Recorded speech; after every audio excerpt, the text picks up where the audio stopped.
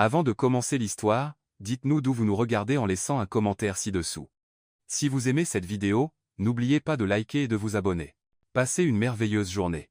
Profitez de l'histoire, tout le monde. Manhattan, New York. Emma Larson vivait le pire jour de sa vie professionnelle lorsqu'elle reçut l'appel téléphonique qui allait tout changer. Mademoiselle Larson, la voix était nette, professionnelle, avec une touche de sophistication bostonienne, ici Abigail Foster, assistante personnelle de Monsieur Julian Foster.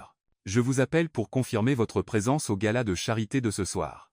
Emma s'arrêta net au milieu de la foule sur le trottoir animé de la 5e avenue, manquant de faire tomber la pile de lettres de refus qu'elle portait, ainsi que son 3e café de la journée. Je suis désolé, je pense qu'il y a une erreur. Oh, merveilleux, je suis tellement contente de vous avoir jointe. Monsieur Foster est très impatient de vous rencontrer. Votre table est réservée pour 20 heures, et comme nous en avons discuté, vous serez assise à ses côtés en tant que son invité spécial pour la soirée. Les médias seront présents. Attendez, les médias? Emma cria presque, ce qui fit qu'un homme d'affaires en costume coûteux s'écarta largement d'elle. Je pense que vous avez contacté la mauvaise personne. Je suis Emma Larson, journaliste indépendante, actuellement sans emploi, et je n'ai aucune idée de qui vous pensez que je suis. Parfait. Tout correspond parfaitement. Emma Larson, 28 ans, diplômée en journalisme de Columbia, parlant 3 langues couramment. Toutes les informations sont correctes. Emma s'arrêta complètement de marcher. Comment cette femme connaissait-elle ces détails à son sujet? Foster vous offrira une compensation de 50 000 $ pour votre apparition ce soir, poursuivit Abigail avec désinvolture, comme si elle parlait de la météo. La moitié sera versée maintenant, l'autre moitié après l'événement. Oh, et nous avons envoyé une robe appropriée à votre appartement. Elle devrait arriver dans l'heure. 50 000 $. Emma consulta l'application bancaire de son téléphone, 247,83 $. 2 mois de retard sur le loyer, un réfrigérateur vide, des paiements de prêts étudiants en retard. Que devrais-je faire exactement? Simplement être sa cavalière pour la soirée. Sourire. Être charmante. Je suis sûr que cela viendra naturellement. Monsieur Foster a besoin d'une petite amie convaincante pour quelques heures. Des raisons professionnelles, vous comprenez? Emma ne comprenait pas, mais 50 000 $ parlaient plus fort que sa confusion. Et si j'accepte, cela signifie que vous recevrez 25 000 $ immédiatement.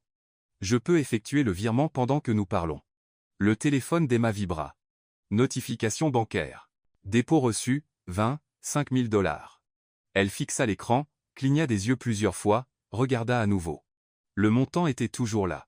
Alors, dit Abigail avec aisance, disons 20 heures? 4 heures plus tard, Emma se tenait devant le miroir de sa salle de bain, portant une robe qui coûtait plus cher que son loyer mensuel. Elle était bleu nuit, élégante mais pas ostentatoire, et épousait ses courbes comme si elle avait été faite sur mesure, ce qu'elle soupçonnait être le cas. La sonnette retentit. Emma ouvrit la porte et trouva un chauffeur en uniforme. Mademoiselle Larson, je suis ici pour vous escorter au plaza. La voiture, une Mercedes noire rutilante, donnait l'impression d'entrer dans un autre monde. Emma s'installa sur les sièges en cuir, essayant de ne pas sembler trop impressionnée, et vérifia à nouveau son téléphone. 25 000 $, de l'argent réel, sur son compte réel. Lorsqu'ils arrivèrent à l'hôtel Plaza, Emma comprit pourquoi ils avaient besoin d'une fausse petite amie. La salle de bal était remplie d'au moins 300 personnes élégamment vêtues, dont la moitié était clairement l'élite new-yorkaise. L'autre moitié semblait composée de dignitaires internationaux. Les flashs des appareils photo éclataient constamment dans la pièce. Là, Abigail apparut à ses côtés comme si elle s'était matérialisée de nulle part. C'était une femme dans la quarantaine, impeccablement habillée, qui observa Emma avec une approbation professionnelle. « Vous êtes parfaite. Je ne sais toujours rien de lui. Et si je n'y arrivais pas, vous vous en sortirez très bien. » Le sourire d'Abigail était confiant. « Vous sortez avec Julian depuis 2 mois. Vous vous êtes rencontrés lors d'un lancement de livre à Soho.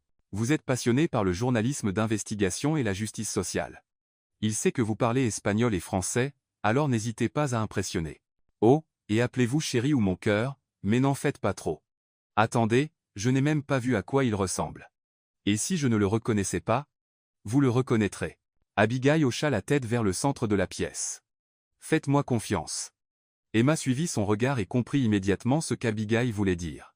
Julian Foster était grand, facilement 1,88 m, avec des cheveux noirs qu'il semblait avoir ébouriffés avec ses doigts, des épaules larges qui remplissaient parfaitement son smoking, et un sourire facile qui semblait sincère même dans cet environnement manifestement artificiel.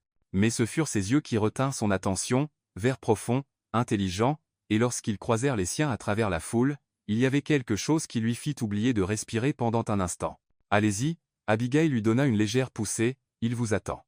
Emma se fraya un chemin à travers la foule, son cœur battant la chamade. À quelques pas, Julien se tourna complètement vers elle, et ce sourire devint encore plus dévastateur.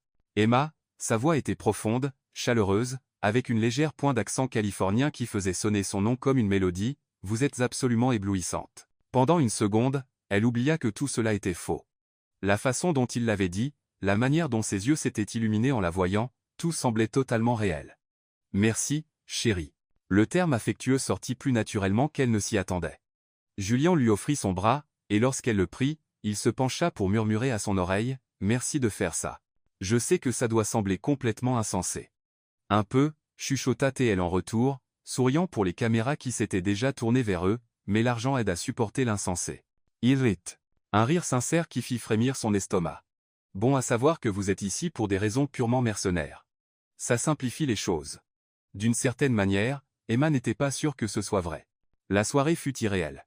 Julien était l'escorte parfaite, attentif, drôle, l'incluant dans chaque conversation. Lorsqu'un entrepreneur de la tech de la Silicon Valley se mit à parler en jargon industriel à toute vitesse, Julien dit nonchalamment, « Emma maîtrise mieux le monde de la tech que moi. Elle a écrit un article d'investigation sur la confidentialité des données qui a été repris par le Time. » C'était vrai. C'était l'un de ses derniers articles publiés avant que le travail en freelance ne se tarisse. Mais l'expression de véritable fierté sur le visage de Julien lorsqu'il le dit fit battre son cœur de manière inattendue. « Impressionnant », dit l'entrepreneur, et soudain, Emma se retrouva dans une discussion animée sur la responsabilité des entreprises pendant que Julien l'observait avec ce qui semblait être une réelle admiration. « Vous ne m'aviez pas dit que vous étiez brillante », dit-il doucement lorsque l'entrepreneur s'éloigna. « Vous n'avez pas demandé », répondit Emma, prenant une gorgée de champagne qui coûtait probablement plus cher que son budget hebdomadaire d'épicerie. « Qu'est-ce qu'Abigail ne vous a pas dit d'autre à mon sujet ? » Apparemment, tout ce qui est important. Julien l'étudia avec curiosité, comme le fait que vous allez être impossible à oublier. Les mots restèrent suspendus entre eux, chargés de quelque chose qui n'était clairement pas dans leur arrangement. Le reste de la soirée passa dans un tourbillon de conversations, de photographies, et une prise de conscience croissante que Julianne Foster n'était pas ce qu'elle attendait d'un milliardaire qui devait engager une fausse petite amie. Il était vif, avait un sens de l'humour mordant, et traitait tout le monde, du personnel de service aux autres milliardaires, avec le même respect naturel. Plus troublant encore, il semblait véritablement intéressé par ce qu'elle avait à dire, pas seulement un intérêt poli de faux petit ami, mais un véritable engagement avec ses pensées sur le journalisme, la politique, les questions sociales. Lorsqu'il fut temps de partir, Emma réalisa qu'elle ne voulait pas que la soirée se termine. « Merci », dit Julien alors qu'ils atteignaient l'entrée de l'hôtel, « vous avez été parfaite. » Mieux que parfaite. C'était vraiment amusant. Emma hésita. « Julien, puis-je vous demander quelque chose ? Pourquoi aviez-vous besoin d'une fausse petite amie ?» Il la regarda longuement, et quelque chose changea dans son expression. « Ma famille pense que je devrais être marié à mon âge, surtout ma grand-mère, qui contrôle la majorité des parts de notre entreprise. » Il passa une main dans ses cheveux, les ébouriffant d'une manière qui n'aurait pas dû être attirante, mais l'était absolument. Ce soir était crucial pour certains partenariats internationaux, et elle a clairement dit que si je me présentais seul encore une fois, il y aurait des conséquences. « Alors, vous avez engagé une petite amie ?» Abigail l'a fait. « Je ne connaissais même pas votre nom jusqu'à cet après-midi. » Il s'arrêta. « D'ailleurs, comment Abigail a-t-elle obtenu vos informations ? » Elle est restée très vague quand je lui ai posé la question. Une étrange sensation remonta le long de la colonne vertébrale d'Emma. « Je ne sais pas. Je pensais que vous le saviez. » Ils se regardèrent, et Emma eut l'impression désagréable qu'il manquait quelque chose d'important à eux deux. « La voiture vous ramènera chez vous, » dit finalement Julien. « Et Emma, si vous le souhaitez, peut-être pourrions-nous dîner à nouveau. Pas de caméra, pas de contrat, juste pour le plaisir. » Le cœur d'Emma fit un bond. Ça me plairait. Son sourire était le même que celui qui lui avait fait oublier que c'était une mise en scène. Alors, c'est un rendez-vous. 1 heure plus tard, de retour chez elle, Emma vérifia son téléphone et vit que le paiement restant avait été transféré. 50 000 $, assez pour résoudre tous ses problèmes immédiats et bien plus encore. Mais en se préparant à se coucher, Emma réalisa qu'elle ne pensait pas à l'argent. Elle pensait à des yeux verts profonds et à la manière dont Julien avait prononcé son nom. Elle pensait à son rire sincère et à la façon dont il avait traité tout le monde au gala avec un respect naturel. Elle pensait à comment, pendant quelques heures, prétendre être la petite amie de Julianne Foster lui avait semblé être la chose la plus naturelle au monde. Son téléphone vibra. Un texto d'un numéro inconnu. « J'ai passé une soirée incroyable. Café demain ? Julien. » Emma sourit à son téléphone. Être qu'Abigail Foster avait fait l'erreur parfaite. Mais en s'endormant, une pensée persistante la tourmentait. Comment Abigail avait-elle obtenu ces informations personnelles aussi facilement? Et pourquoi avait-elle choisi Emma spécifiquement parmi toutes les femmes de New York? 3 jours plus tard, Manhattan. Emma flottait encore sur un petit nuage lorsque sa meilleure amie Lila fit irruption dans son appartement sans frapper, portant 2 cafés glacés et arborant son expression caractéristique « Je veux tous les détails ». Bon, raconte tout. Et je veux dire tout. Lila s'effondra sur le canapé qu'Emma pouvait maintenant se permettre de remplacer. Tu disparais pour une soirée, tu reviens avec des vêtements de créateur et cet éclat mystérieux, tu payes 3 mois de loyer en liquide, et tu penses que je ne vais rien remarquer. Emma tenta de paraître innocente. J'ai décroché une mission en freelance. Une mission en freelance qui paye 50 000 $ pour une soirée? Qu'as-tu écrit? La formule secrète de la jeunesse éternelle? Lila haussa un sourcil. Et ne pense pas que je n'ai pas vu que tu as googlé Julianne Foster pendant 2 heures hier. Prise sur le fait. Emma soupira et raconta tout à Lila, l'appel mystérieux, la confusion sur son identité, la mise en scène de la fausse petite amie, et surtout, comment Julian l'avait invitée à sortir pour de vrai. Attends. Lila leva une main. Tu me dis qu'une assistante au hasard t'a appelé par erreur? Tu as accepté d'être une fausse petite amie, et maintenant tu es vraiment en train de tomber amoureuse de ce type? Je ne suis pas en train de tomber amoureuse de lui, protesta faiblement Emma, nous avons juste connecté. Connecté pendant que tu étais littéralement payé pour feindre une connexion. Mais ça ne semblait pas faux. Emma insista, Lila, tu aurais dû voir comment il traitait tout le monde. La façon dont il parlait de son travail, de ses valeurs. Ce n'est pas ce que j'attendais d'un milliardaire playboy. Lila étudia le visage de son ami. Ma chérie, tu réalises que ça ressemble au début de tous les films Hallmark jamais réalisés, non? Et ceux-ci ne se traduisent pas toujours bien dans la vraie vie. Avant qu'Emma ne puisse répondre, son téléphone vibra. Un texto de Julian, hâte de prendre un café aujourd'hui. J'ai réservé une table dans ce petit endroit à Brooklyn Heights que tu aimes. Emma fronça les sourcils. Je n'ai jamais mentionné un endroit à Brooklyn Heights. Quoi? Lila se pencha pour lire le message. Il dit que j'ai mentionné un café à Brooklyn Heights, mais nous n'avons jamais parlé de lieu spécifique. Une expression étrange traversa le visage de Lila. Qu'a dit exactement cette Abigail à propos de pourquoi ils t'ont choisi? Elle a dit qu'ils avaient mes informations, nom, âge, éducation, langue. Elle semblait tout savoir sur moi. Et tu n'as pas trouvé ça bizarre? J'étais fauché et désespéré. 50 000 $ ne te font pas poser trop de questions. Lila resta silencieuse un moment, puis attrapa l'ordinateur portable d'Emma. Quel est le nom complet de Julian encore? Julian Foster. Pourquoi? Julian Thomas Foster, lut Lila dans un article de Forbes, PDG de Foster Enterprises, l'une des plus grandes firmes de conseil en technologie d'Amérique. MBA de Harvard. Parle 4 langues. Jamais marié. Elle s'arrêta. Regarde ça. Elle tourna l'ordinateur. Il y avait une photo de Julian à une conférence d'affaires. Et à ses côtés, l'air très professionnel, se tenait une femme qu'Emma reconnut. C'est Abigail, mais regarde la légende. Emma lut à voix haute. Julianne Foster avec sa partenaire commerciale et sœur, Abigail Foster. Sa sœur. Lila répéta. Sa sœur a orchestré tout ça. Une prise de conscience froide envahit Emma. Mais pourquoi sa propre sœur? Lila tapait déjà. Laisse-moi chercher Emma Larson, journaliste à Manhattan. Oh mon Dieu. Quoi? Il y a des tonnes d'Emma Larson à New York. Mais regarde ça. Elle cliqua sur un profil LinkedIn. Emma Larson, 28 ans, journaliste, diplômée de Columbia, parle 3 langues. C'était une autre femme. Même âge, même parcours, mais clairement pas Emma. Elle vit à Brooklyn Heights, continua Lila en lisant, près du café que Julian a mentionné. Et regarde sa photo. La femme sur la photo était magnifique, grande, blonde, élégante, tout ce qu'Emma sentait qu'elle n'était pas. C'est elle qu'il voulait engager, dit lentement Emma. C'est le type de Julian. Ça devient encore plus étrange, dit Lila, faisant défiler d'autres résultats de recherche. Cette Emma Larson a récemment été présentée dans la liste des étoiles montantes de moins de 30 ans de Vanity Fair. Elle dirige sa propre entreprise de médias. La voix de Lila s'éteignit. Quoi? Elle sort avec quelqu'un, un entrepreneur de la tech de la Silicon Valley. Lila leva les yeux vers Emma. Je ne pense pas que ce soit juste une erreur au hasard. Le téléphone d'Emma sonna.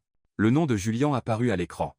Réponds, chuchota Lila, mais sois prudente. Salut, Julian. Emma, je suis désolé, mais je dois annuler le café. Sa voix semblait étrange, tendue.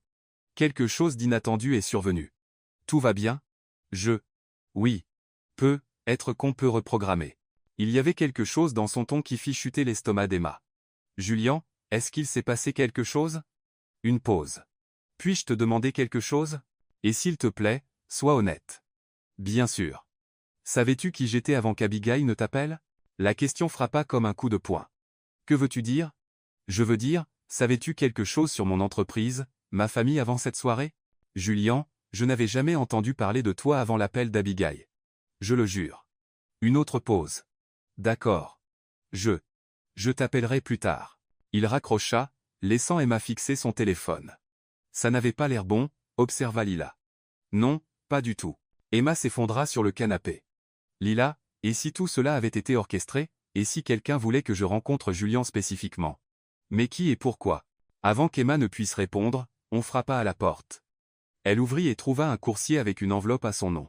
À l'intérieur, il y avait une seule photographie et une note écrite d'une élégante écriture. La photo montrait Julien et Emma au gala de charité, riant ensemble. Ils semblaient sincèrement heureux, comme un vrai couple. La note disait « Certaines erreurs sont destinées à arriver. Ne laissez pas l'orgueil gâcher ce qui pourrait être magnifique. Un ami qui croit en la destinée. » D'accord, c'est officiellement creepy, dit Lila, lisant par-dessus l'épaule d'Emma. Le téléphone d'Emma vibra à nouveau. Cette fois, c'était un appel du numéro qu'Abigail avait utilisé. Ne réponds pas, avertit Lila. Mais Emma en avait assez d'être confuse et manipulée. Elle répondit, Abigail? En fait, c'est Julien. Sa voix était tendue. J'ai emprunté le téléphone d'Abigail parce que j'avais des questions pour elle. Des questions sur la manière dont elle t'a trouvé, et elle n'y répond pas très bien.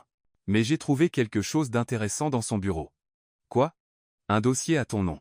Ton vrai dossier, pas celui de l'autre Emma Larson. Des photos de toi, ton adresse, ton historique professionnel, même ton café préféré. Julien s'arrêta. Quelqu'un t'a surveillé, Emma, pendant des semaines. L'appartement sembla soudain très froid. Julien, je n'ai rien à voir avec ça. Je le jure.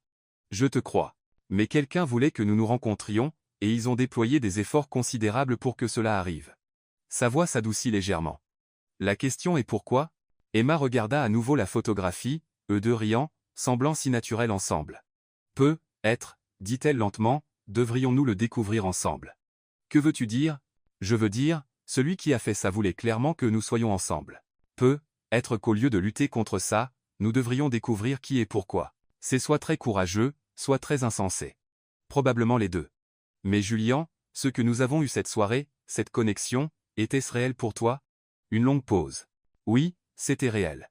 Alors peut être que c'est ce qui compte. Emma, tu réalises que quelqu'un nous a manipulés tous les deux. Ça pourrait être dangereux. Ou ça pourrait être la meilleure erreur qui nous soit jamais arrivée. Une autre pause.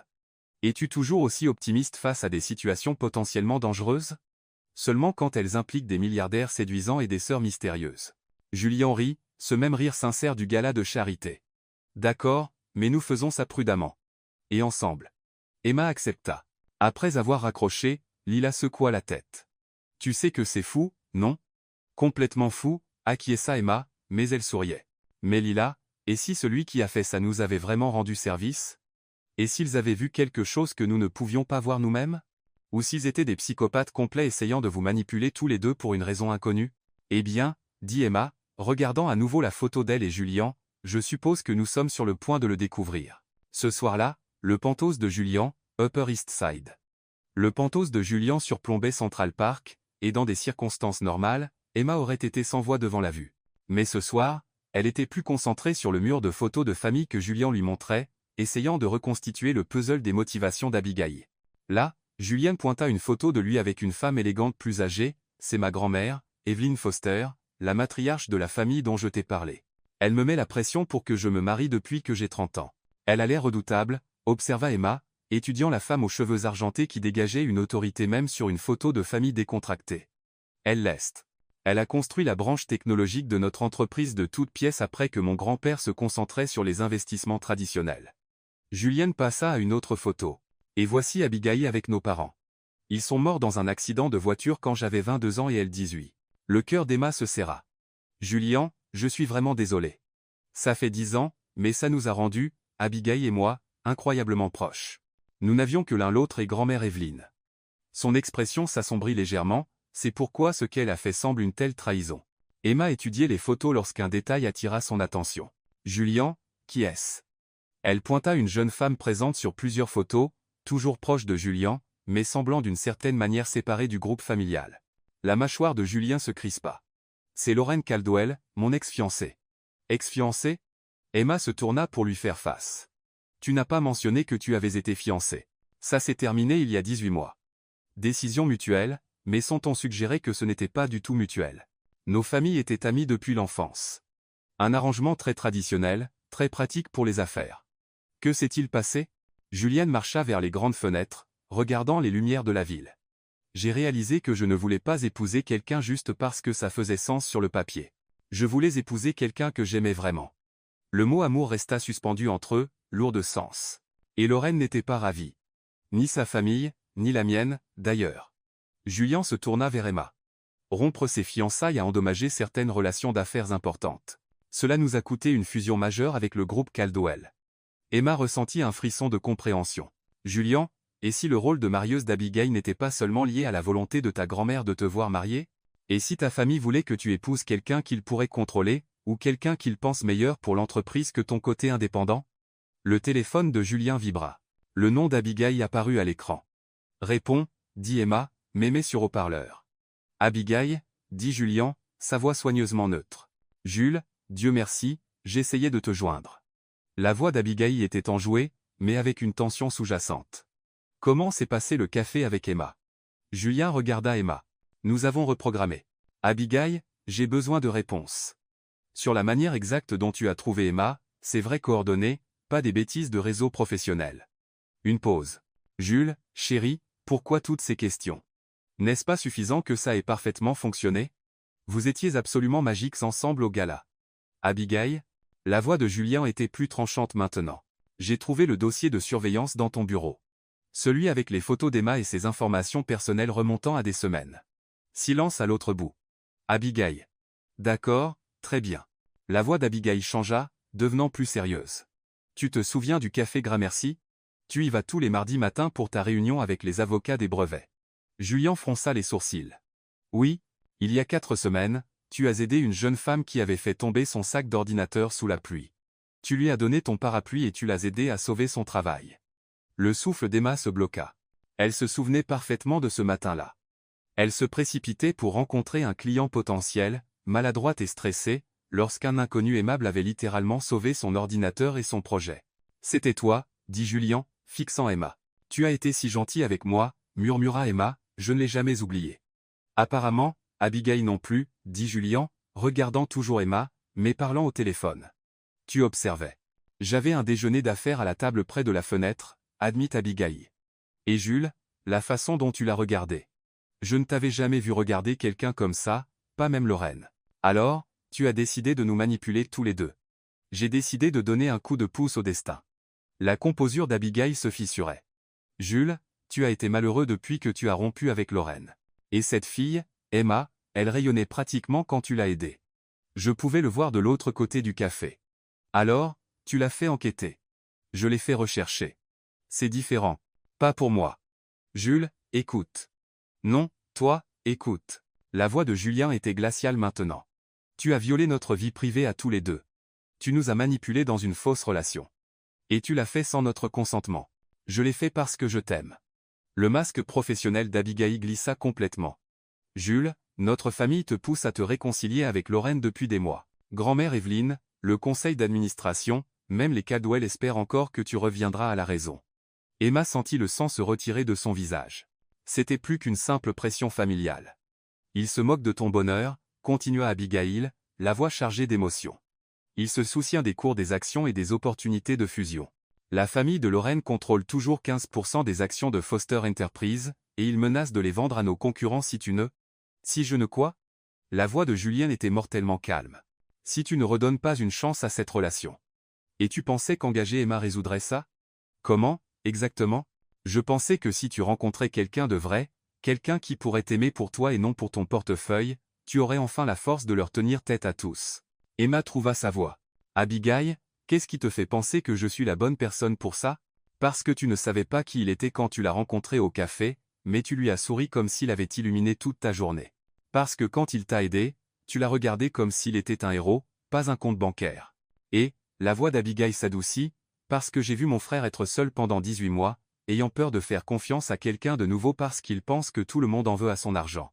Mais avec toi, même dans des circonstances fictives, il était à nouveau lui-même. Julien fixait Emma, et elle pouvait voir qu'il traitait toutes ces informations. Il y a autre chose que vous devez savoir tous les deux, dit doucement Abigail. Quoi encore demanda Julien, semblant plus résigné qu'en colère. Grand-mère Evelyne veut rencontrer Emma demain. Julien se figea. Quoi? Elle a vu les photos du gala de charité dans la section Société du Times. Elle est intriguée. Abigail, absolument pas. Jules, elle arrive en avion des Hamptons spécifiquement pour la rencontrer. Si tu ne viens pas avec Emma alors je ne viens pas. Grand-mère Evelyne devra être déçue. Elle a dit que si tu te présentes sans ta petite amie, elle supposera que tu n'es sérieux avec personne et elle soutiendra la recommandation du conseil concernant Lorraine. Emma vit Julien blêmir. Quelle recommandation du conseil? La proposition de fusion. La famille de Lorraine propose d'abandonner leur menace de vendre leurs actions si tu acceptes une période de réconciliation de 6 mois, ce qui est juste un code pour remets-toi avec elle ou perds l'entreprise, dit Julien sombrement. À peu près, admit Abigail. Emma observa le visage de Julien alors qu'il réalisait le piège dans lequel il était. Ce n'était pas seulement une question d'attente familiale. C'était une question de l'œuvre de sa vie. Julien, dit doucement Emma, peut être que je devrais la rencontrer. Non, je ne te traînerai pas dans ce désordre. J'y suis déjà. Et d'ailleurs, elle esquissa un petit sourire, je suis curieuse de rencontrer la femme qui a élevé quelqu'un comme toi. Emma, tu ne comprends pas. Ma grand-mère est redoutable. Elle verra à travers toute prétention immédiatement. Alors nous ne prétendons pas. Nous lui disons la vérité, que nous nous sommes rencontrés par hasard, que nous apprenons à nous connaître, et que nous ne faisons aucune promesse concernant l'avenir. Julien la regarda longuement. Tu es sérieuse. Je suis sérieuse. Abigail, dit Julien dans le téléphone, organise la rencontre, mais dans un lieu public, où Emma se sentira à l'aise. En fait, dit Abigail avec hésitation. Elle veut organiser un brunch à la propriété familiale dans les Hamptons. Absolument pas. Ce n'est pas vraiment une requête, Jules. C'est plus une convocation royale. Julien ferma les yeux. D'accord, mais je conduis Emma moi-même, et nous partons quand nous voulons partir. D'accord, 11 heures demain. Après qu'Abigail eut raccroché, Julien et Emma restèrent silencieux un moment. Tu sais que tu n'es pas obligé de faire ça, dit finalement Julien. Je sais, mais Julien, je veux rencontrer la femme qui t'a façonné, et je veux qu'elle sache que la femme dont tu es en train de tomber amoureux ne va pas disparaître juste parce qu'elle ne vient pas d'une famille riche. Julien la fixa. Tomber amoureux? Emma rougit, mais soutint son regard. N'est-ce pas le cas? Complètement. Mais Emma, si ma grand-mère décide qu'elle ne t'approuve pas alors nous trouverons une solution ensemble. Julien prit sa main. Tu réalises que ma famille est complètement dysfonctionnelle, non? La mienne aussi. Tu ne les as juste pas encore rencontrés. Est-ce une invitation? Peut être si tu survis à demain. Julien rit et l'attira plus près. Tu sais, pour une femme qui a été accidentellement engagée pour être ma fausse petite amie, tu es remarquablement courageuse à l'idée de rencontrer des matriarches familiales terrifiantes. Eh bien, dit Emma, se blottissant dans ses bras, quelqu'un doit t'empêcher de te remettre avec Lorraine Caldwell. Est-ce de la jalousie que je détecte? Peut être un peu. Julien embrassa le sommet de sa tête. Bien. J'aime quand tu es jalouse. Julien. Oui. Demain, quand nous rencontrerons ta grand-mère, et si elle m'apprécie vraiment? Alors, dit Julien, nous aurons un problème encore plus grand. Pourquoi? Parce qu'elle voudra planifier notre mariage. Et Marie, mais une partie d'elle se demandait si ce serait vraiment un problème après tout. Les Hamptons, New York, domaine familial Foster. Le trajet jusqu'aux Hamptons prit 2 heures, donnant à Emma tout le temps de remettre en question sa décision de rencontrer Evelyn Foster. Julien avait essayé de la préparer pendant le trajet, décrivant sa grand-mère comme brillante, intimidante, et capable de voir à travers toute tromperie en 30 secondes, ce qui n'était pas vraiment rassurant. Elle a construit la division technologique de Foster Enterprise à partir de rien, expliqua Julien alors qu'il tournait dans une allée bordée d'arbres qui semblaient s'étendre sur des kilomètres. Quand mon grand-père voulait s'en tenir aux investissements traditionnels, elle l'a convaincu de diversifier dans les technologies émergentes. Cette décision a fait de nous l'une des familles les plus riches de New York. Et elle contrôle quelle part de l'entreprise? 60% directement, 15% supplémentaires à travers divers trusts. Elle pourrait me virer demain si elle le voulait. Julien jeta un coup d'œil à Emma, qui regardait par la fenêtre la maison qui approchait. Tu as des doutes? Des troisième et quatrième pensées, admit Emma. Julien, et si elle me regarde et décide que je ne suis absolument pas faite pour toi? Alors elle aura tort. Julien tendit la main et serra la sienne. Emma, ma grand-mère valorise l'authenticité par-dessus tout. N'essaie pas d'être quelqu'un que tu n'es pas. Sois simplement la femme qui m'a tellement impressionné que j'ai oublié que notre arrangement était faux. Le domaine Foster était à couper le souffle, une immense maison géorgienne surplombant l'océan Atlantique avec des jardins parfaitement entretenus et assez de terrain pour constituer une petite ville à elle seule. En arrivant à l'entrée principale, Emma repéra au moins 3 autres voitures de luxe dans l'allée circulaire. Nous ne sommes pas les seuls invités, observa-t-elle. Le visage de Julien s'assombrit lorsqu'il reconnut les véhicules. C'est la Mercedes de Lorraine et la Bentley de ses parents. Il regarda Emma d'un air désolé. Je suis désolé. Je n'avais aucune idée qu'il serait là. Ta grand-mère a invité ton ex-fiancé à rencontrer ta petite amie actuelle? Apparemment. Julien coupa le moteur et se tourna vers elle. On peut partir maintenant si tu veux. Dis juste un mot. Emma regarda l'imposante maison, puis le visage inquiet de Julien. Elle pensa au mot d'Abigail. Comment Julien avait été seul pendant 18 mois, comment sa famille essayait de le forcer à reprendre une relation qui bénéficierait aux affaires mais pas à son cœur. Non, dit-elle fermement, si c'est une sorte de test, alors passons-le. Julien sourit, le premier vrai sourire qu'elle voyait de lui ce matin-là. T'ai-je dit que tu es incroyable? Pas assez. Ils furent accueillis à la porte par un majordome en uniforme qui semblait être avec la famille depuis des décennies. Monsieur Julien, mademoiselle Larson, madame Foster vous attend sur la terrasse. L'intérieur de la maison était aussi impressionnant que l'extérieur, au plafond, œuvre d'art inestimable, et des meubles qui semblaient appartenir à un musée. Mais Emma n'eut pas le temps de s'en imprégner avant qu'il ne soit conduit à travers des portes-fenêtres sur une terrasse en pierre donnant sur l'océan. Evelyn Foster présidait à une table en fer forgé dressée pour 6, et Emma comprit immédiatement pourquoi Julien l'avait qualifiée de redoutable. Elle avait la mi-soixantaine, mais semblait 20 ans plus jeune, avec des cheveux argentés coiffés en un chignon élégant, des yeux bleus perçants qui semblaient tout cataloguer, et une aura de commandement qui faisait de tous les autres sur la terrasse des personnages secondaires. Julien, chéri, Evelyn se leva gracieusement et embrassa son petit-fils, et ce doit être la fameuse Emma Larson. Emma se sentit évaluée par le regard le plus pénétrant qu'elle ait jamais rencontré. La poignée de main d'Evelyn était ferme, son sourire poli mais mesuré. Madame Foster, merci beaucoup de m'avoir invité. Votre maison est absolument magnifique. Appelez-moi Evelyn, je vous en prie. Et oui, elle est magnifique, n'est-ce pas? Le grand-père de Julien et moi l'avons construite comme notre refuge loin de la ville. Elle est devenue un lieu de rassemblement familial.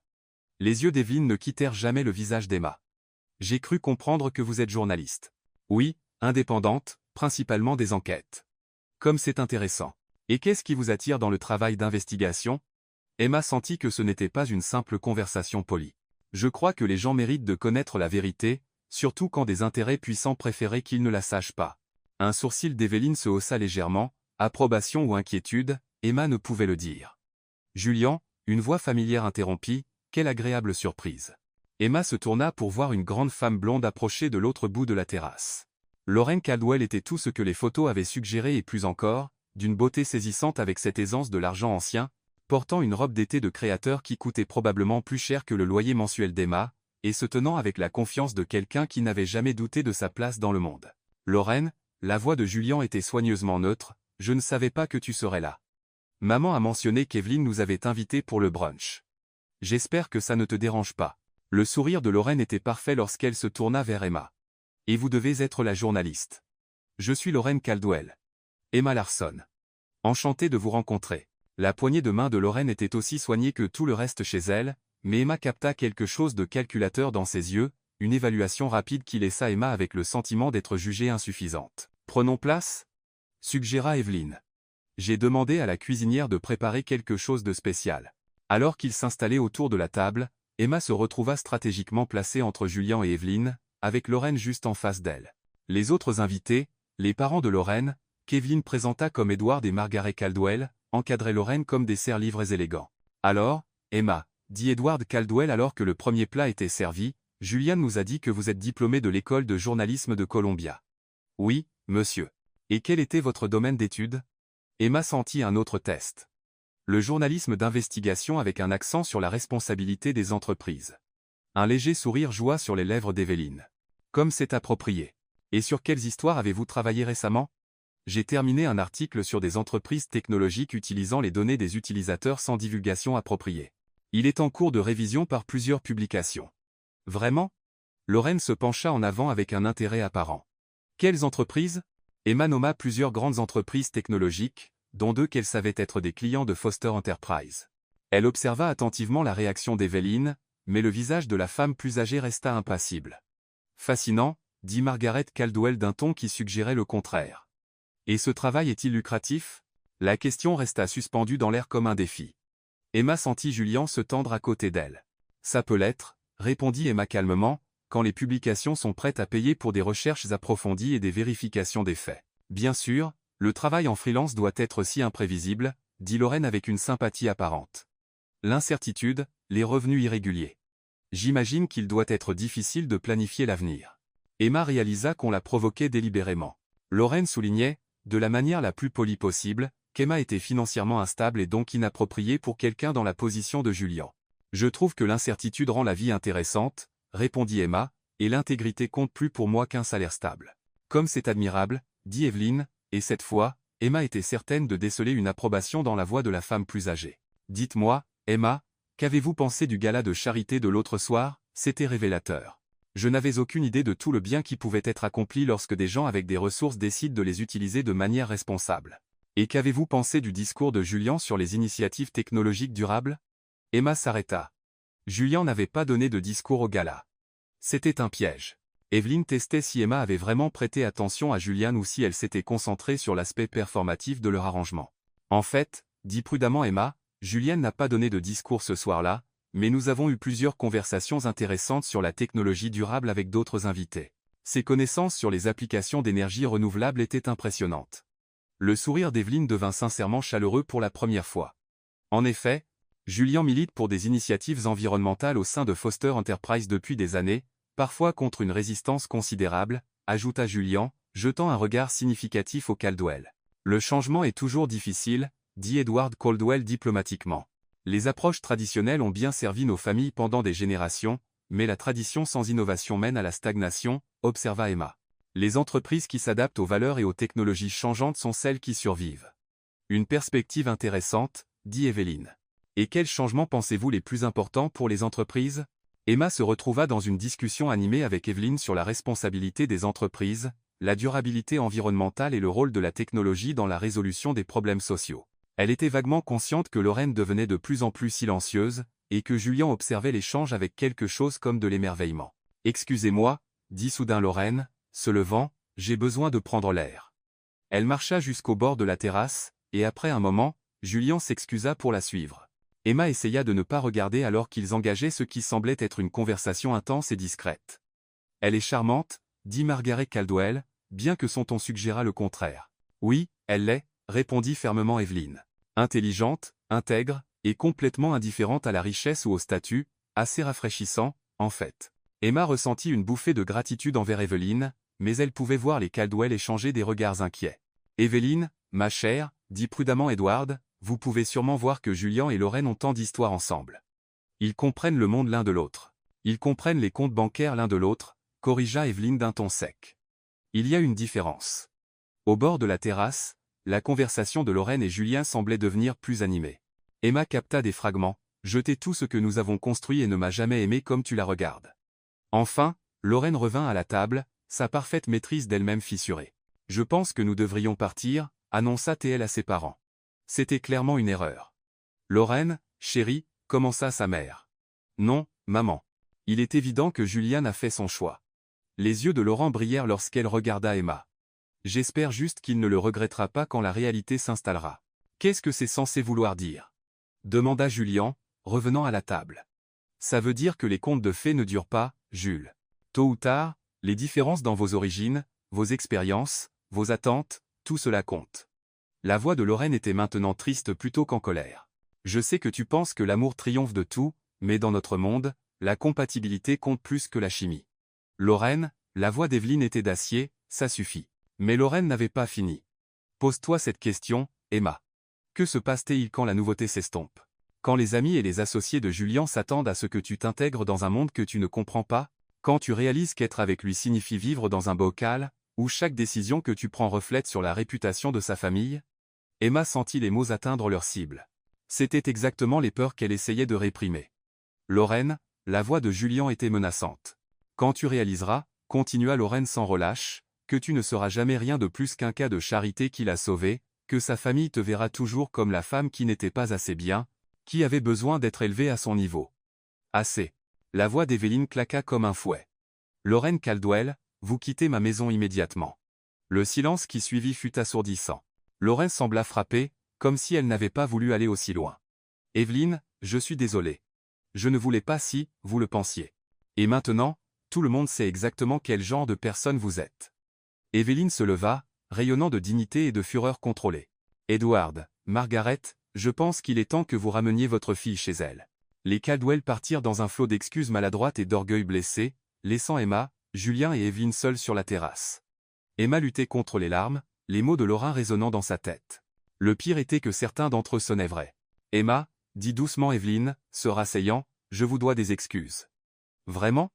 J'ai invité les Caldwell ici aujourd'hui pour un test. Je voulais voir comment vous vous comporteriez dans une situation difficile, et comment Julien réagirait en vous ayant avec Lorraine dans la même pièce. L'expression d'Evelyne était empreinte de regret. Je n'avais pas anticipé que Lorraine serait aussi virulente. Elle n'avait pas tout à fait tort, cependant, dit doucement Emma. Nos origines sont complètement différentes. Je ne connais rien de votre monde. Ma chère fille, dit fermement Evelyne, je n'ai pas construit Foster Enterprise en m'inquiétant de ce que les autres pensaient être approprié. J'ai épousé un homme dont la famille pensait que j'étais indigne parce que j'étais irlandaise catholique et que je travaillais pour vivre. Ils ont passé des années à essayer de me faire sentir inadéquate. Elle se pencha en avant, ses yeux intenses. Savez-vous ce que j'ai appris? Emma secoua la tête. Que les gens qui essaient de vous faire sentir petite le font parce qu'ils sont menacés par votre authenticité. Lorraine vous a attaqué parce qu'elle pouvait voir que ce que vous et Julien avez est réel, quelque chose qu'elle n'a jamais eu avec lui. Mais elle a raison sur les questions pratiques. Foutaise. Vous voulez savoir ce que j'ai vu aujourd'hui? J'ai vu une jeune femme qui a tenu tête dans une conversation avec certaines des personnes les plus influentes de la côte Est, qui a montré de la grâce sous pression et n'a pas renié ses principes lorsqu'on l'a défié, qui rend clairement mon petit-fils plus heureux que je ne l'ai vu depuis des années. Le sourire d'Evelyne était chaleureux.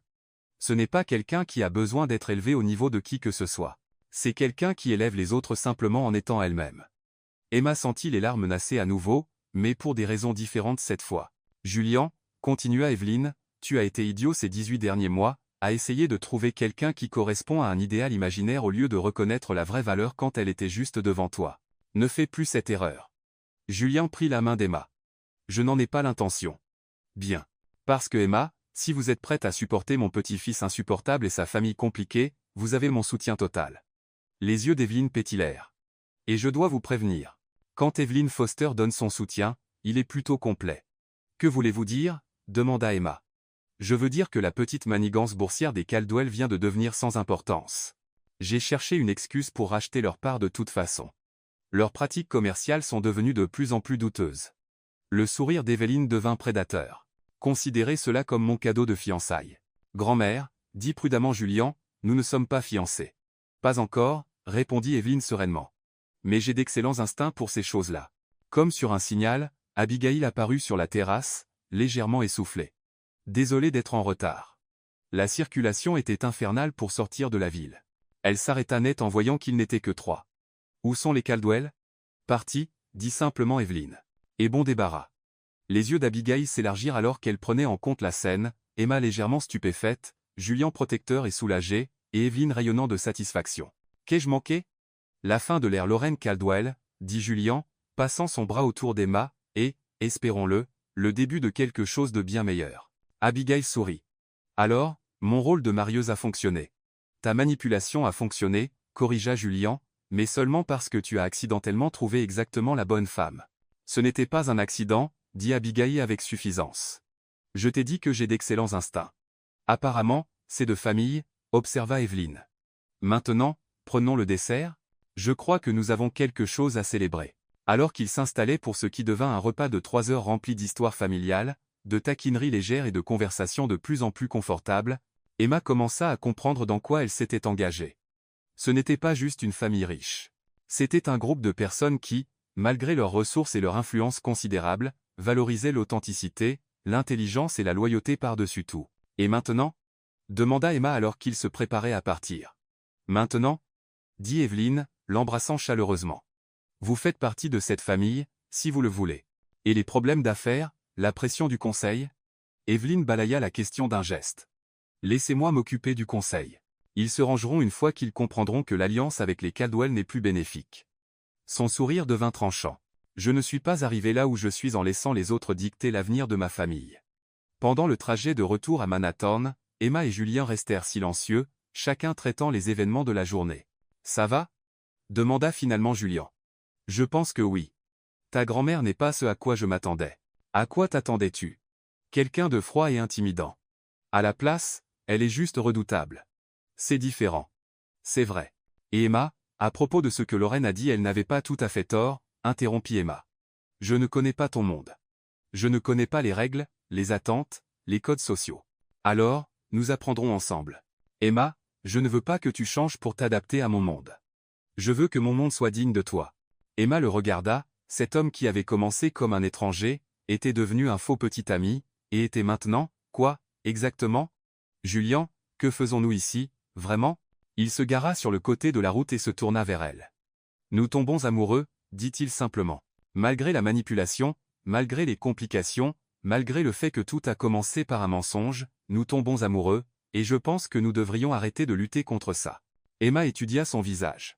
La mâchoire forte, les yeux verts qui avaient capté son attention cette première nuit, l'expression d'honnêteté complète. Ta grand-mère a dit qu'elle avait d'excellents instincts pour les fiançailles. C'est vrai. C'est même un peu effrayant. Julien. Oui? Je pense que je suis prête à arrêter de lutter contre ça, moi aussi. Il l'embrassa alors, là, sur le bord de la route, avec le soleil se couchant derrière eux et les lumières de la ville commençant à scintiller devant. Et pour la première fois depuis que cette folle aventure avait commencé, Emma ne pensait pas à l'argent, à la manipulation ou aux différences sociales. Elle pensait que parfois, les meilleures erreurs sont celles qui vous mènent exactement là où vous devez être. Une semaine plus tard, Manhattan. Emma commençait à penser que tomber amoureuse de Julianne Foster avait été la partie facile. C'était tout ce qui suivait qui menaçait de l'engloutir complètement. La semaine passée avait été un tourbillon d'activités qui lui donnait l'impression d'être Alice tombant dans le terrier du lapin. Evelyne n'avait pas perdu de temps pour tenir sa promesse de gérer les complications commerciales. Le mercredi, la nouvelle éclata que Foster Enterprises avait acquis les parts du groupe Caldwell dans ce que la presse financière qualifia de coup stratégique brillant. Le vendredi, Lorraine Caldwell était apparemment fiancée à un héritier bancaire de Boston, ce qui, selon Abigail, était un timing curieusement pratique. Mais ce n'étaient pas les machinations commerciales qui faisaient tourner la tête d'Emma. C'était la réalité soudaine et écrasante d'être la petite amie très publique de Julien Foster. Tu dois voir ça, dit Lila, faisant irruption dans l'appartement d'Emma avec son ordinateur portable et une expression inquiète.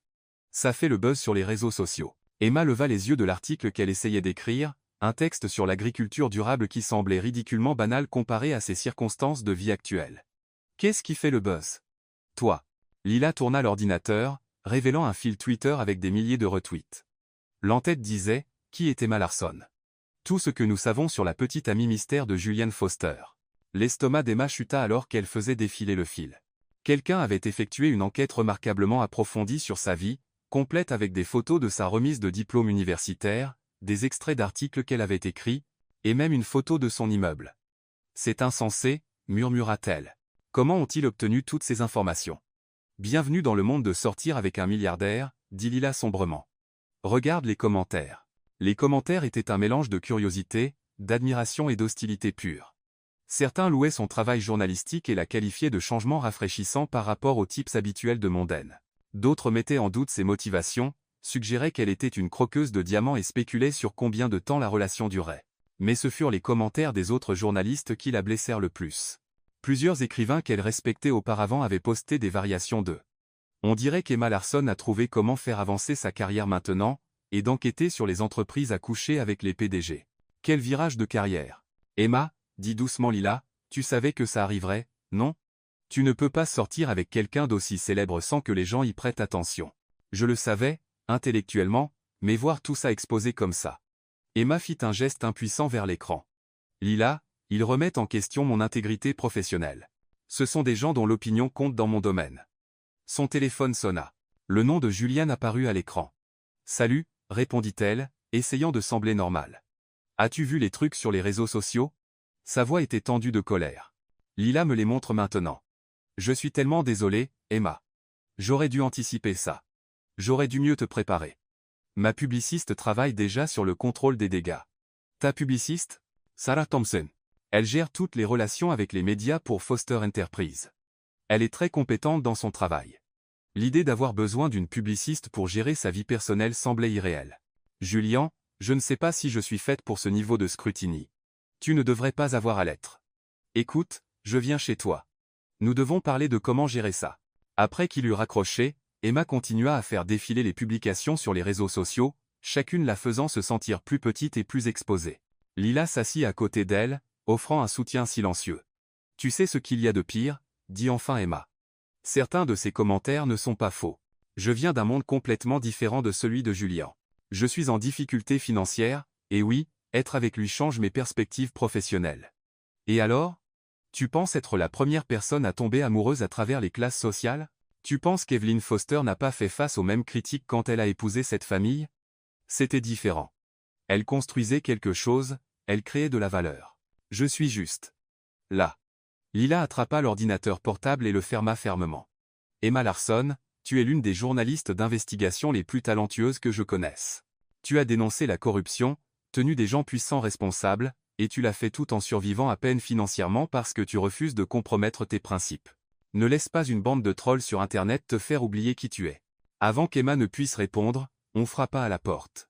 Elle ouvrit et trouva Julian, l'air inhabituellement ébouriffé, accompagné d'une femme dans la quarantaine aux cheveux noirs parfaitement coiffés et à l'expression d'urgence contrôlée. « Emma, voici Sarah Thompson », dit Julian. « Sarah, Emma Larson. » La poignée de main de Sarah était vive et professionnelle. « Mademoiselle Larson, nous devons discuter de la stratégie immédiatement. L'histoire se propage plus vite que prévu, et nous devons prendre les devants. »« Stratégie pourquoi, exactement ?» demanda Emma, se sentant de plus en plus submergée. « Pour gérer votre image publique. En ce moment, le récit est écrit par d'autres personnes, blogueurs, chroniqueurs de potins, utilisateurs de réseaux sociaux qui ne vous connaissent pas. Nous devons créer un contre-récit qui vous présente sous le bon jour. Je suis désolé, mais je ne veux pas être présenté sous aucun jour. Je veux juste qu'on me laisse tranquille pour faire mon travail et vivre ma vie. » Sarah et Julian échangèrent un regard. « Mademoiselle Larson, dit prudemment Sarah, je comprends que c'est écrasant, mais vous sortez avec l'un des hommes d'affaires les plus en vue d'Amérique. La vie privée n'est plus une option. Le mieux que nous puissions faire est de contrôler le message. » Qu'est-ce que ça signifie concrètement ? Sarah sortit une tablette et commença à faire défiler ce qui semblait être une présentation détaillée.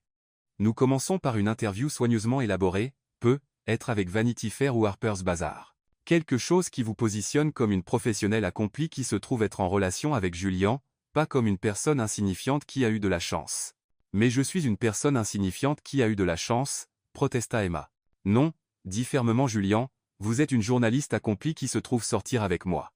Il y a une différence significative. » Sarah hocha la tête avec approbation. « Exactement. Nous mettons en avant votre formation, vos réalisations professionnelles, votre engagement pour la justice sociale. Nous positionnons cela comme une rencontre d'égaux. Sauf que nous ne sommes pas égaux, dit Emma. Julian possède des entreprises. Je peux à peine payer mon loyer. L'égalité financière n'est pas la seule qui compte, répondit Sarah avec aisance. Vous apportez une égalité intellectuelle, morale, des réalisations professionnelles. Le récit devient.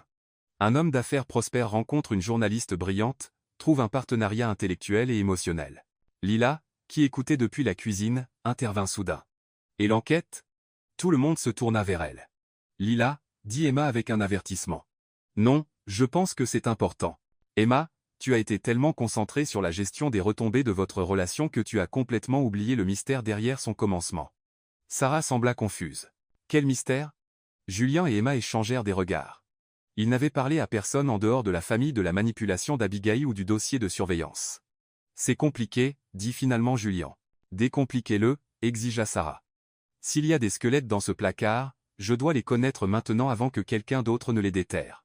Emma prit une décision. Lila a raison. Sarah, ce que je vais vous dire ne sort pas de cette pièce, mais vous devez comprendre à quoi nous sommes vraiment confrontés. Au cours de l'heure suivante, Emma et Julian racontèrent toute l'histoire, l'appel erroné, la mauvaise Emma Larson, la surveillance et la manipulation d'Abigail, même la note mystérieuse sur le destin. Sarah écouta avec l'intensité concentrée d'une experte en gestion de crise, prenant des notes et posant des questions précises. Donc, laissez-moi résumer, dit Sarah lorsqu'ils eurent fini, votre sœur a engagé ce qu'elle pensait être une autre femme pour être votre fausse petite amie, a accidentellement engagé Emma à la place, et cette rencontre accidentelle a conduit à une vraie relation. C'est la version simplifiée, oui, confirma Julian. Et il y a des preuves documentées de surveillance, d'enquête et de manipulation délibérée. Oui. Sarah resta silencieuse un long moment, fixant ses notes. C'est soit l'histoire la plus romantique que j'ai jamais entendue, soit un cauchemar potentiel de relations publiques. À votre avis, c'est laquelle? Demanda Emma. Les deux. Si cette histoire sort de la mauvaise manière, elle sera présentée comme un milliardaire si désespéré pour de la compagnie que sa famille a dû lui engager une petite amie. Les implications pour la réputation commerciale de Julian seraient significatives. Emma sentit son cœur s'enfoncer. Elle avait été tellement concentrée sur sa propre exposition qu'elle n'avait pas pleinement considéré comment cela pourrait nuire à Julian professionnellement. D'un autre côté, continua Sarah, si nous contrôlons le récit, cela devient le conte de fées moderne ultime. Le destin intervenant pour réunir deux personnes contre toute attente, surmontant la tromperie pour trouver un amour véritable. Vous voulez qu'on rende publique la manipulation? Demanda Julian, incrédule. Je veux qu'on la reformule, pas comme une manipulation, mais comme le destin avec un coup de pouce. Abigail devient la sœur aimante qui a vu la solitude de son frère et a orchestré une rencontre fortuite. La surveillance devient une recherche pour assurer la compatibilité. La fausse relation devient le catalyseur pour découvrir de vrais sentiments. Emma secoua la tête. Je ne veux pas mentir sur ce qui s'est passé. Nous ne mentirions pas. Nous mettrions l'accent sur certains aspects tout en minimisant d'autres. Tout est une question de perspective. Sarah, dit prudemment Julian, que se passe-t-il si nous ne faisons rien de tout cela? Si nous ignorons simplement l'attention médiatique et la laissons s'éteindre naturellement? L'expression de Sarah était sombre. Ça ne s'éteindra pas. Julian, vous êtes en première page. Votre statut relationnel affecte les cours des actions. Emma, que vous le vouliez ou non, vous êtes maintenant une figure publique. L'attention continuera, et sans une gestion active, le récit sera écrit par des gens qui n'ont pas vos intérêts à cœur. Comme pour prouver les dires de Sarah, le téléphone d'Emma commença à vibrer avec des appels de numéros inconnus. Sa boîte de réception se remplissait de demandes d'interviews, d'invitations à des événements, et d'offres pour divers contrats publicitaires. C'est insensé, murmura Emma, regardant les notifications se multiplier. C'est votre vie maintenant, dit Sarah factuellement. La question est de savoir si vous voulez avoir un certain contrôle sur elle ou la laisser vous contrôler. Julian s'assit à côté d'Emma sur le canapé. Quoi que tu décides, je te soutiendrai. Si tu veux te retirer de la vie publique, je ferai tout ce qui est en mon pouvoir pour protéger ta vie privée. Si tu veux t'engager à tes conditions, je m'assurerai que tu aies toutes les ressources nécessaires. Emma regarda autour de la pièce. Lila, dont l'inquiétude était évidente, Sarah, dont la compétence professionnelle était à la fois rassurante et intimidante. Julian, dont l'amour et le soutien étaient inébranlables, mais dont la présence même dans sa vie avait créé cette situation. J'ai besoin d'air, dit-elle soudain, se levant. J'ai besoin de réfléchir. Emma, Julian commença à se lever. Seul, s'il te plaît. J'ai juste besoin de quelques minutes pour tout assimiler. Elle attrapa sa veste et se dirigea vers la porte, laissant les trois dans son petit appartement pour discuter de son avenir sans elle. Les rues de Manhattan étaient animées par la cohue habituelle du soir, et pendant quelques minutes, Emma se permit de se fondre dans la foule de personnes anonymes vaquant à leurs occupations normales. Elle se retrouva à marcher vers Central Park, cherchant le calme relatif des sentiers bordés d'arbres. Son téléphone vibra avec un texto d'un numéro inconnu. J'ai vu les nouvelles. Félicitations pour avoir attrapé le gros poisson. J'espère que l'argent vaut ton intégrité. Un ancien collègue. Emma fixa le message, ressentant un mélange de colère et de douleur. Cette personne, quelle qu'elle soit, avait résumé toutes ses peurs en une phrase brutale. Était-elle en train de se vendre? Avait-elle compromis ses principes pour la sécurité financière et le statut social? Un autre texto, celui-ci d'un numéro qu'elle reconnut. Emma, c'est le docteur Bennett de Columbia. J'ai vu le buzz sur les réseaux sociaux. Ne laisse pas les critiques t'atteindre. Tu étais l'une de nos étudiantes les plus intègres, et je suis sûr que tu l'es toujours. Fier de toi. Professeur B. Le professeur Bennett avait été son instructeur en éthique et son conseiller de thèse. Son message lui tira des larmes, mais apporta aussi de la clarté. Elle n'était pas la même personne qui avait commencé ce voyage il y a une semaine, mais elle était toujours fondamentalement elle-même. La question n'était pas de savoir si elle compromettait son intégrité. C'était de savoir si elle était assez forte pour la maintenir sous une pression sans précédent. Son téléphone sonna. Le nom d'Evelyn Foster apparut à l'écran. Madame Foster. Evelyn, ma chère. Et j'appelle parce qu'Abigail m'a parlé de la situation sur les réseaux sociaux. Comment tiens-tu le coup? Emma se retrouva à déverser ses peurs et frustrations à la grand-mère de Julian. Les critiques professionnelles, l'examen public, le sentiment d'être submergée par des forces hors de son contrôle. Emma, dit Evelyn lorsqu'elle eut fini, puis-je te raconter une histoire? Bien sûr. Quand j'ai épousé le grand-père de Julien en 1968, j'avais 23 ans et je travaillais comme secrétaire dans une firme d'investissement. Henry Foster avait 35 ans, venait d'hériter de l'entreprise familiale, et était considéré comme l'un des célibataires les plus convoités de New York. Les pages société s'en sont données à cœur joie. Emma s'installa sur un banc du parc, écoutant attentivement. Ils m'ont traité de croqueuse de diamants, d'arriviste, de secrétaire qui avait séduit pour accéder à la richesse. Les critiques étaient vicieuses et incessantes. J'ai pleuré pendant des semaines. Qu'est-ce qui a changé? J'ai réalisé que leur opinion de moi importait bien moins que l'opinion que j'avais de moi-même. Et plus important encore, j'ai compris que j'avais le choix. Je pouvais laisser leurs critiques me diminuer, ou je pouvais les utiliser comme une motivation pour leur prouver qu'ils avaient tort. Comment leur avez-vous prouvé qu'ils avaient tort? En devenant indispensable. En apprenant tout ce que je pouvais sur l'entreprise, en contribuant avec des idées et des perspectives qui ont aidé l'entreprise à croître. En gagnant ma place par la compétence plutôt que simplement par le mariage. La voix d'Evelyne se fit plus forte. Emma, vous avez des compétences et des talents qui ont attiré l'attention de Julien bien avant qu'il ne connaisse votre nom. Ne laissez personne, y compris vous-même, l'oublier. Mais la situation est si compliquée maintenant. La publicité, l'examen. La situation est ce que vous en faites. Vous pouvez vous retirer et laisser les autres vous définir, ou vous pouvez avancer et vous définir vous-même. Mais quoi que vous choisissiez, assurez-vous que c'est votre choix, pas une réaction aux attentes des autres. Après qu'Evelyne eut raccroché, Emma resta dans le parc pendant 1 heure encore, observant les passants et réfléchissant au choix. Elle pensa à la jeune femme qui avait renversé du café sur son ordinateur portable et avait été sauvée par un inconnu aimable. Elle pensa à la journaliste qui avait passé des années à enquêter sur la corruption et à tenir les puissants responsables. Elle pensa à la femme qui avait impressionné Evelyne Foster, non par son pedigree, mais par ses principes. Lorsqu'elle revint enfin à son appartement, Sarah était partie, mais Julien et Lila étaient toujours là, visiblement inquiets. « Je suis désolé de m'être enfui, » dit Emma. « J'avais besoin de remettre mes idées en ordre. » « Et » demanda Julien prudemment. « Et j'ai décidé que Sarah a raison. Si je dois être une figure publique, je veux avoir un certain contrôle sur la manière dont je suis présenté, mais j'ai des conditions. » Le soulagement de Julien était visible. « Nomme-les. D'abord, pas de mensonges. Nous pouvons mettre en avant les aspects positifs et minimiser les négatifs, mais tout ce que nous disons publiquement doit être vrai. » D'accord.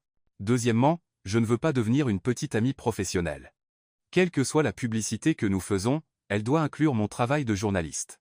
Je veux utiliser cette plateforme pour mettre en lumière les histoires et les causes qui me tiennent à cœur. C'est en fait brillant, intervint Lila. Tu auras accès à des personnes et des plateformes que tu n'aurais jamais pu atteindre auparavant. Troisièmement, continua Emma, je veux préserver une certaine vie privée. Je ferai des interviews et des apparitions publiques, mais mon espace personnel, cet appartement, ma famille, mes amitiés proches, cela reste hors limite. Sarah peut faire en sorte que ça fonctionne, assura Julien. Et enfin, Emma prit une profonde inspiration, je veux être impliquée dans chaque décision concernant la manière dont notre relation est présentée publiquement. Pas de surprise, pas de stratégie que je n'ai pas approuvée. Julien s'approcha d'elle. Emma, es-tu sûre de ça? Une fois que nous empruntons ce chemin, il sera difficile de revenir à l'anonymat. Je pense que l'anonymat n'a jamais vraiment été une option une fois que je suis tombée amoureuse de toi, dit-elle, prenant sa main. Mais je préférais affronter ce défi en tant que ton partenaire plutôt que de fuir et passer le reste de ma vie à me demander ce qui aurait pu être. Il la prit dans ses bras, et pendant un instant, les complications s'évanouirent. C'était ce qui comptait. Pas la publicité, ni l'examen, ni les implications commerciales, mais cette connexion entre eux qui avait commencé par accident et s'était transformée en quelque chose de réel et de précieux. Alors, quelle est notre première étape? Demanda Emma. Sarah a suggéré un portrait dans un grand magazine, quelque chose qui te permette de raconter ton histoire avec tes propres mots. Et ensuite, nous trouverons comment construire une vie ensemble sous les feux des projecteurs sans nous perdre dans le processus. Le téléphone d'Emma vibra avec une autre notification, une autre demande d'interview, une autre invitation à un événement prestigieux. Au lieu de se sentir submergée, elle ressentit une étincelle de détermination. Ces gens voulaient savoir qui était Emma Larson. Elle allait leur montrer, mais elle le ferait à ses conditions. Le lendemain matin, Emma se réveilla pour découvrir que quelqu'un avait divulgué des photos de Julien quittant son immeuble. Les gros titres se rédigeaient déjà. La visite nocturne de l'héritier Foster dans l'appartement modeste de sa petite amie. Et, du Pentouse au studio, l'amour ne connaît pas de frontières. Au lieu de paniquer, Emma ressentit une étrange sensation de libération. Les spéculations étaient terminées. Leur relation était désormais pleinement publique, ce qui signifiait qu'ils pouvaient arrêter de se cacher et commencer à vivre authentiquement. Son téléphone sonna. Sarah Thompson. Bonjour, Emma. Je suppose que tu as vu les photos. Oui. Nous devons agir rapidement maintenant. J'ai intéressé Vogue pour un portrait exclusif, et le publiciste de Julian pense que nous devrions coordonner avec un article économique pour Forbes. Nous pouvons contrôler le récit complètement. Organise les réunions, dit Emma. Je suis prête. Après avoir raccroché, elle regarda son petit appartement, l'endroit où toute cette aventure avait commencé avec un appel téléphonique mystérieux. Bientôt, elle déménagerait probablement dans un endroit plus sécurisé, plus adapté à la petite amie de Julian. Mais pour l'instant, c'était encore son espace, son sanctuaire. Julien émergea de sa minuscule cuisine avec 2 tasses de café, ridiculement séduisant dans des vêtements froissés de la veille. « Des regrets » demanda-t-il, s'installant à côté d'elle sur le canapé. Emma réfléchit sérieusement à la question. Il y a une semaine, elle était une journaliste indépendante en difficulté avec un compte bancaire vide et un avenir incertain. Maintenant, elle sortait avec un milliardaire, était courtisée par des magazines majeurs, et faisait face à un niveau d'examen public qui aurait terrifié son ancien moi. Aucun, dit-elle, se surprenant elle-même par la sincérité de sa réponse, seulement que cela ait pris la manipulation d'Abigail pour nous réunir. J'aurais dû t'inviter à sortir ce jour-là au café. Peut-être. Ou peut-être que nous avions besoin de toutes ces complications pour apprécier ce que nous avons. Julien posa son café et l'attira plus près. Je t'aime, Emma Larson. Fausse petite amie, vraie petite amie, future épouse. Quel que soit le titre que tu veux revendiquer, je t'aime. Future épouse? Emma haussa un sourcil. Trop présomptueux? Redemande-moi dans 6 mois quand nous aurons survécu à notre premier grand scandale ensemble. Marché conclu. Mais Emma, continua-t-il, j'ai le sentiment que nous pouvons survivre à tout tant que nous sommes honnêtes l'un envers l'autre et que nous nous souvenons que rien de tout cela, l'argent, la publicité, la pression des affaires, ne compte autant que ce que nous avons trouvé ensemble. Emma l'embrassa, goûtant le café, les possibilités et la promesse d'un avenir incertain mais plus effrayant. Dehors, par sa fenêtre, Manhattan s'éveillait à une nouvelle journée de possibilités. Et pour la première fois depuis que cette aventure avait commencé, Emma se sentait prête à affronter ce qui viendrait ensuite. La fiancée accidentelle devenait une partenaire intentionnelle. Et l'histoire ne faisait que commencer. 3 mois plus tard, Manhattan. Le portrait dans Vogue avait été tout ce que Sarah avait promis et plus encore. Photographié par Annie Leibovitz dans des lieux allant de l'ancien appartement d'Emma à la salle du conseil d'administration de Foster Enterprise, l'article de 12 pages intitulé « La journaliste qui a capturé le cœur d'un Foster avait repositionné Emma. De petite amie mystère à professionnel accompli dans la conscience publique ». L'article de Forbes sur Julian avait été publié simultanément, les dépeignant comme un couple puissant uni par des valeurs communes et des forces complémentaires, mais c'était l'article d'investigation qu'Emma avait publié dans The Atlantic 3 semaines plus tard qui avait vraiment tout changé. Responsabilité des entreprises à l'ère numérique, comment les géants de la tech manipulent l'opinion publique était en gestation depuis 6 mois, commençait bien avant qu'elle n'ait entendu parler de Julian Foster. Le timing de sa publication, cependant, n'aurait pas pu être plus parfait. C'était la preuve qu'Emma Larson n'était la petite amie trophée de personne. Elle était une journaliste avec les compétences et le courage de s'attaquer à des entreprises valant des milliards. L'article avait déclenché des audiences au Congrès, des enquêtes de la SEC, et un règlement de compte dans l'industrie technologique qui se déroulait encore. Plus important encore pour Emma, il avait réduit au silence la plupart de ses critiques et l'avait établie comme une voix sérieuse dans le journalisme contemporain. Maintenant, assise à l'arrière d'une voiture de ville en route vers l'Hôtel Plaza pour le gala annuel du bénéfice du Metropolitan Museum, Emma réfléchissait à tout ce qui avait changé depuis ce premier événement caritatif 3 mois plus tôt. « Tu es nerveuse ?» observa Julian, ajustant son nœud papillon dans le reflet de la vitre de la voiture. « Un peu » admit Emma, lissant la jupe de sa robe Valentino sur mesure, bleu nuit, comme la robe de leur première soirée ensemble, mais infiniment plus sophistiquée. « C'est mon premier mégala. La liste des invités ressemble à un who's who de la culture américaine. Tu t'en sortiras très bien. Tu as interviewé des sénateurs et des PDG. Quelques célébrités et philanthropes devraient être faciles. Ce ne sont pas les célébrités qui m'inquiètent, dit Emma. Ce sont les autres journalistes. La moitié de l'establishment médiatique sera là, et certains d'entre eux me voient toujours comme la journaliste qui couche pour obtenir des accès. Julien prit sa main. Emma, ton article dans The Atlantic a changé la conversation nationale sur la responsabilité des entreprises. Quiconque remet encore en question tes références est volontairement ignorant. La voiture s'arrêta sur le tapis rouge, et Emma sentit ses nerfs se crisper.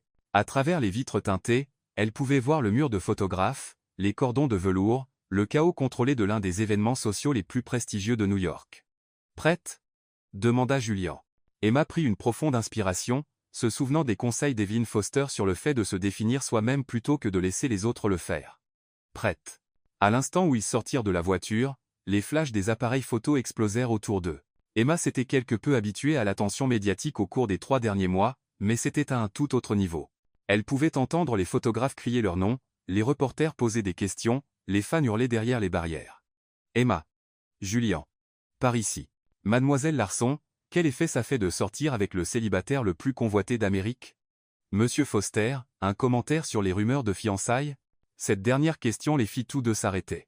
Ils avaient été prudents pour ne pas discuter de mariage publiquement, bien que les spéculations aient été constantes depuis que les commentaires d'Evelyn sur la planification de mariage avaient fuité dans les colonnes de Potin. Continue à marcher et souris, murmura Julian, sa main stable dans son dos alors qu'il montait les marches du musée. À l'intérieur du musée, l'atmosphère était plus contrôlée, mais non moins intense. L'élite de la société américaine se mêlait sous des œuvres d'art inestimables. Le champagne coulait à flots, et des conversations qui façonneraient la politique et la culture pendant des mois se déroulaient dans des apartés chuchotés. Emma Larson, une voix familière retentit à travers la zone de réception bondée. Emma se tourna pour voir Elizabeth Harper, la rédactrice en chef de Harper's Bazaar, approcher avec un sourire chaleureux. Elizabeth avait été l'une des premières figures médiatiques majeures à soutenir publiquement Emma lors des premiers jours de l'examen. Elizabeth, ravie de vous voir. Vous êtes absolument éblouissante, ma chère, et félicitations pour l'article dans The Atlantic. Un travail brillant. Merci. Cela signifie beaucoup venant de vous. Avez-vous pensé à des propositions de livres? J'ai plusieurs éditeurs qui seraient très intéressés à développer ce thème de la responsabilité des entreprises dans une enquête complète. Avant qu'Emma ne puisse répondre, il fut rejoint par David Kim, le reporter d'investigation dont la série primée par le Pulitzer sur la corruption politique avait inspiré Emma à poursuivre le journalisme en premier lieu. La fameuse Emma Larson, dit David avec un sourire. Je dois l'admettre, quand le buzz sur les réseaux sociaux a commencé, j'étais sceptique. Mais cet article dans The Atlantic, un travail exceptionnel. Vous avez des sources dans des endroits dont la plupart d'entre nous ne peuvent que rêver. La conversation se prolongea pendant plusieurs minutes, avec Elizabeth et David discutant d'idées d'articles, de collaborations potentielles, et de l'état actuel du journalisme d'investigation. Emma se retrouva à se détendre alors que la discussion s'éloignait de sa relation et se concentrait purement sur son travail professionnel. Excusez-moi, une voix tranchante interrompit, je n'ai pas pu m'empêcher d'entendre. Ils se tournèrent pour voir une femme dans la cinquantaine avec des cheveux blonds parfaitement coiffés et un sourire qui n'atteignait pas ses yeux. Emma la reconnut immédiatement. Barbara Langston, chroniqueuse de Potin pour le New York Post et l'une de ses critiques les plus sévères. Barbara, dit Elizabeth froidement. Ravie de vous voir, Elizabeth.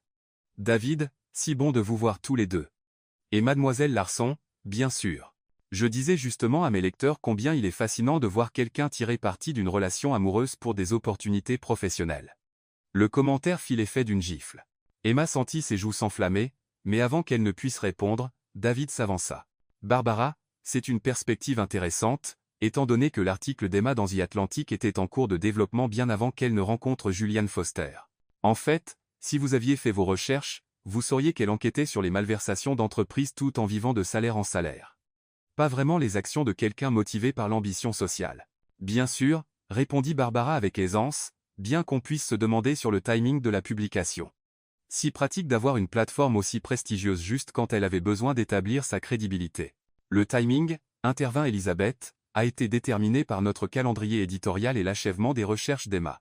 The Atlantic ne publie pas d'articles comme des faveurs à qui que ce soit, peu importe avec qui ils sortent. Emma trouva sa voix. Madame Langston, je comprends votre scepticisme. Les circonstances de ma relation avec Julian sont inhabituelles, et je sais qu'il est plus facile de supposer le pire des motivations des gens, mais je vous encourage à me juger sur mon travail, pas sur ma vie personnelle. Comme c'est noble.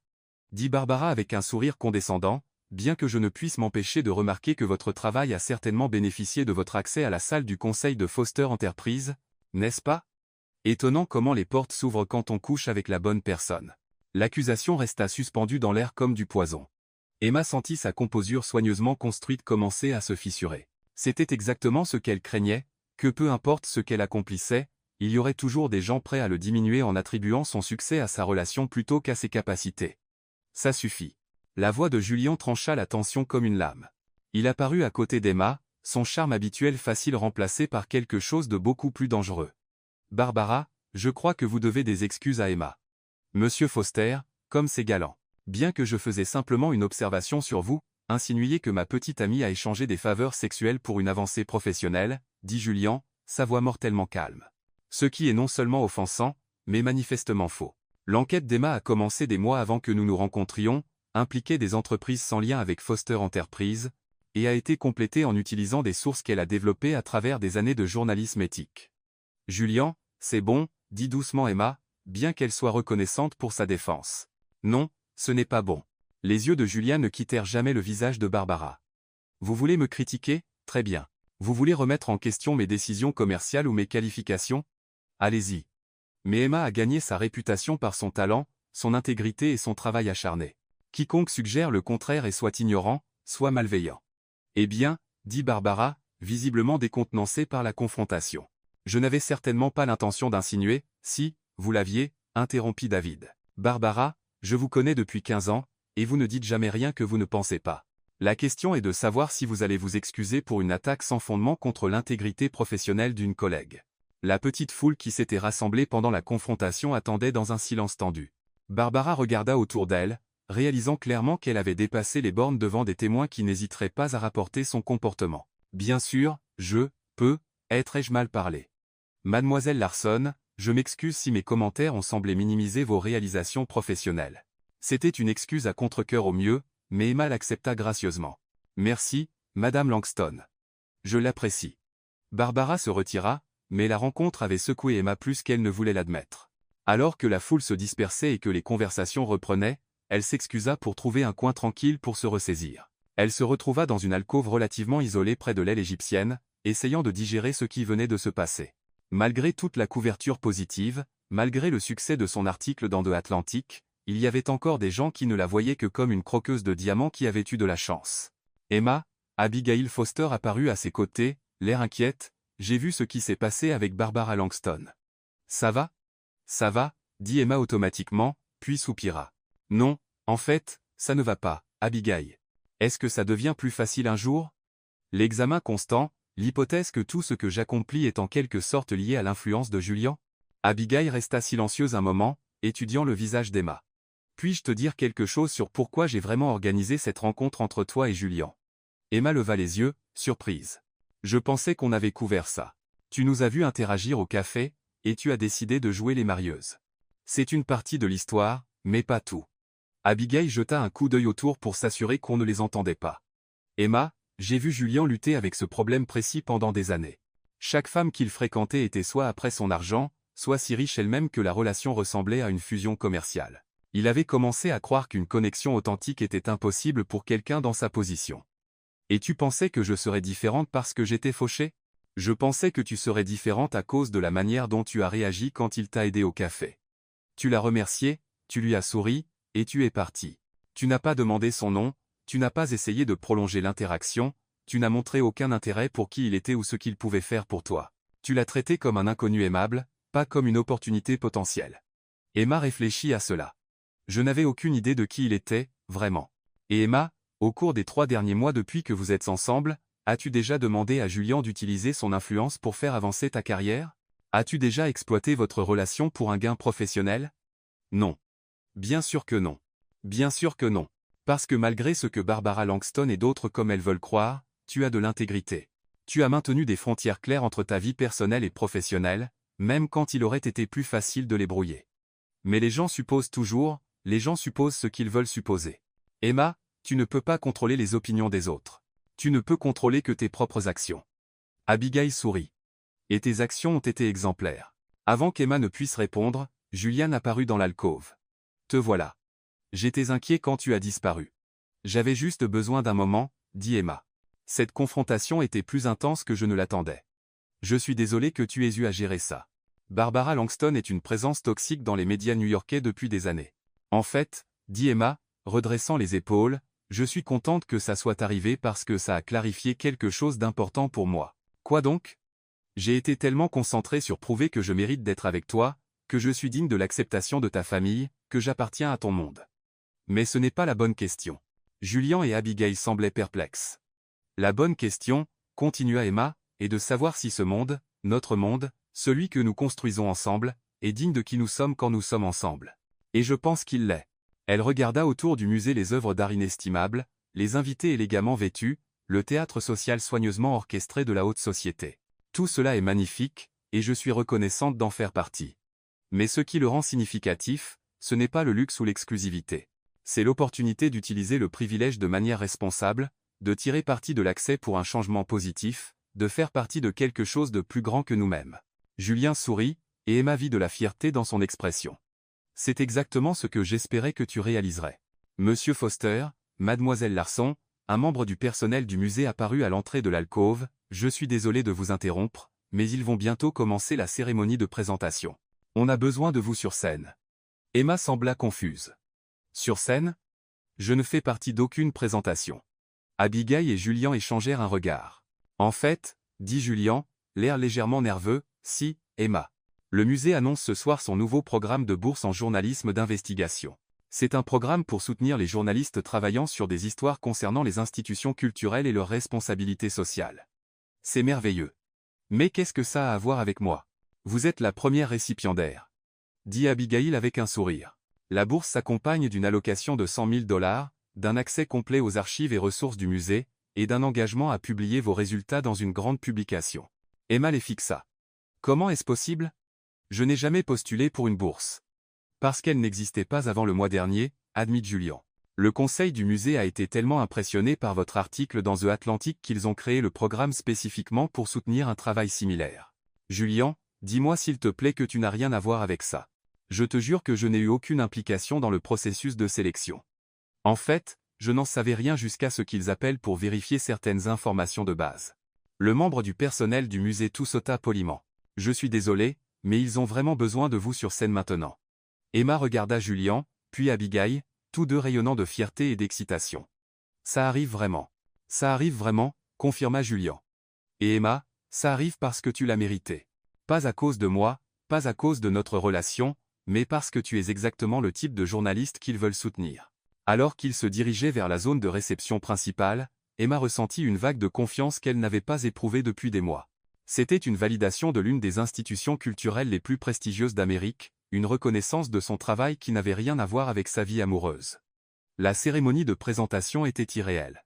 Debout sur scène devant des centaines de New-Yorkais influents, acceptant une reconnaissance pour ses réalisations professionnelles plutôt que pour son statut social, Emma eut l'impression d'habiter enfin la vie qu'elle avait toujours voulu mais n'avait jamais osé imaginer. Cette bourse représente tout ce que je crois sur le pouvoir du journalisme, dit-elle dans le microphone, regardant la mère de visage, la responsabilité d'enquêter, de questionner, de tenir même nos institutions les plus chéries responsables de leurs idéaux les plus élevés. Elle aperçut Julien dans le public, son visage rayonnant de fierté, et ressentit une bouffée d'amour si intense qu'elle lui coupa presque le souffle. Je suis honoré de faire partie de ce programme et excité de commencer à travailler sur ce que j'espère sera une contribution significative à notre compréhension des institutions culturelles dans la société américaine. Les applaudissements furent tonitruants. En quittant la scène, Emma fut immédiatement entourée de félicitations, de cartes de visite, de demandes d'interview et d'offres de collaboration. Pour la première fois depuis que sa relation avec Julien était devenue publique, l'attention professionnelle était entièrement séparée de l'intérêt personnel. Comment te sens-tu? Sarah Thompson apparut à ses côtés avec un sourire satisfait. À être célébré pour ton esprit plutôt que pour ta vie amoureuse. Incroyable, dit honnêtement Emma, comme si je pouvais enfin respirer. Bien, parce que ce n'est que le début. Cette bourse va ouvrir des portes dont tu ignorais même l'existence. Et Emma, ce sont des portes que tu franchiras parce que tu as mérité le droit d'être là. Le reste de la soirée passa dans un tourbillon de réseautage, de célébration et d'excitation croissante pour le projet de bourse. Lorsqu'Emma et Julien rentrèrent enfin dans son Penthouse, son appartement étant devenu impraticable une fois que les paparazzi avaient découvert son adresse, Emma était épuisée mais exaltée. « Je suis fier de toi », dit Julien alors qu'il se tenait sur sa terrasse surplombant Central Park. « Pas seulement pour ce soir, mais pour la manière dont tu as géré tout cela ces 3 derniers mois. L'examen, les critiques, la pression pour devenir quelqu'un d'autre. Tu es resté fidèle à toi-même à travers tout ça. Ce n'était pas facile, admit Emma. Il y a eu des moments où je voulais fuir tout cela. L'attention, les attentes, même venant de toi. Qu'est-ce qui a changé? Emma réfléchit à la question. J'ai réalisé que fuir signifierait abandonner la meilleure chose qui me soit jamais arrivée. Et je ne parle pas seulement de notre relation, bien que cela en fasse partie. Je parle de la vie que nous construisons ensemble, des opportunités que nous avons pour faire une réelle différence. Julien l'attira plus près. En parlant de la vie que nous construisons ensemble, Quelque chose dans son ton fit lever les yeux d'Emma plus vivement. « Julian, quoi ? J'ai quelque chose pour toi. » Il fouilla dans la poche de sa veste et en sortit une petite boîte en velours.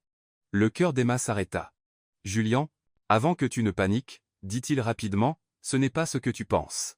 Ou plutôt, ce n'est pas encore ce que tu penses. » Il ouvrit la boîte pour révéler non pas une bague de fiançailles, mais une clé, ancienne, ornée, clairement vintage. C'est la clé de la maison dans les Hamptons, celle à côté du domaine de ma grand-mère. La nervosité de Julian était évidente maintenant. « Je l'ai achetée le mois dernier, en pensant, en espérant, que peut-être tu voudrais y passer les étés avec moi comme un endroit qui est à nous. Pas à moi ou à toi, mais à nous. » Emma fixa la clé, comprenant sa signification. Ce n'était pas seulement une question d'immobilier.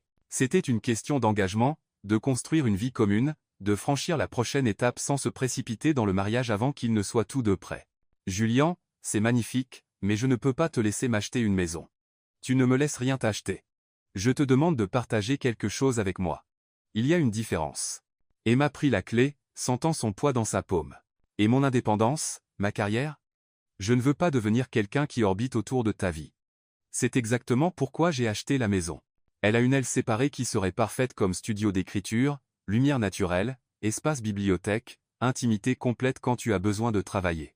Tu pourrais l'utiliser comme base pour tes recherches de bourse ou pour le livre dont Elisabeth a parlé. » Tu écoutais cette conversation. J'écoute toujours quand les gens parlent de combien tu es brillante. Et Marie, sentant une partie de sa tension s'apaiser. « Alors, c'est quoi, exactement ? Une cérémonie d'engagement pour des gens trop pratiques pour des fiançailles ? C'est moi qui dis que je t'aime, que je veux construire une vie avec toi, et que je suis assez confiant en ce que nous avons pour investir dans notre avenir commun. » Julien s'arrêta. Et peut-être, si les choses continuent d'aller bien, il pourrait y avoir un autre type de clé dans un autre type de boîte dans un an ou deux. Juste une clé, pour l'instant. Juste une clé pour l'instant. Emma regarda la ville qui s'étendait sous eux, pensant au chemin qui les avait menés à ce moment. Il y a 6 mois, elle était une journaliste en difficulté qui ne pouvait pas payer son loyer. Ce soir, elle avait été honorée par l'une des institutions les plus prestigieuses d'Amérique et s'était vue offrir une clé pour un avenir commun avec un homme qu'elle aimait désespérément. « Oui, dit-elle simplement. Oui à la maison. Oui à la vie commune. Oui à construire quelque chose ensemble qui est plus grand que ce que chacun de nous pourrait créer seul. » Le sourire de Julian aurait pu illuminer la ville en dessous. Il la souleva dans ses bras, la faisant tourner sur la terrasse alors que les lumières de Manhattan scintillaient sous eux. « Je t'aime, Emma Larson, dit-il lorsqu'il la reposa enfin. Je t'aime aussi, Julian Foster. Même si tu es complètement fou. Assez fou pour croire en une perfection accidentelle. Assez fou pour croire en un bonheur intentionnel. » Alors qu'ils s'embrassaient sous les étoiles, Emma réfléchit à tout ce qui avait changé depuis l'erreur parfaite d'Abigail qui les avait réunis. Ce qui avait commencé comme une tromperie était devenu le fondement d'une honnêteté complète. Ce qui avait débuté comme une transaction financière s'était transformé en un investissement émotionnel. Ce qui semblait être un décalage impossible s'était révélé être une complémentarité parfaite. La fiancée accidentelle était devenue une partenaire intentionnelle, prête à construire une vie qui honorait à la fois son indépendance et leur connexion. Et si parfois cette vie devait être vécue sous les yeux du public, avec tout l'examen et la pression que cela impliquait, au moins elle serait vécue authentiquement, avec intégrité et avec amour. 6 mois plus tard, lorsque Julian lui présenta une boîte différente contenant une promesse différente, la réponse d'Emma serait tout aussi simple et tout aussi certaine, oui à lui. Oui à eux. Oui à la vie belle, compliquée, parfaitement imparfaite qu'ils créaient ensemble. Mais c'est une autre histoire entièrement. Pour l'instant, il suffisait de se tenir sur une terrasse surplombant la ville où ils s'étaient trouvés, tenant la clé de leur avenir commun, et sachant que les meilleures erreurs mènent parfois aux choix les plus intentionnels.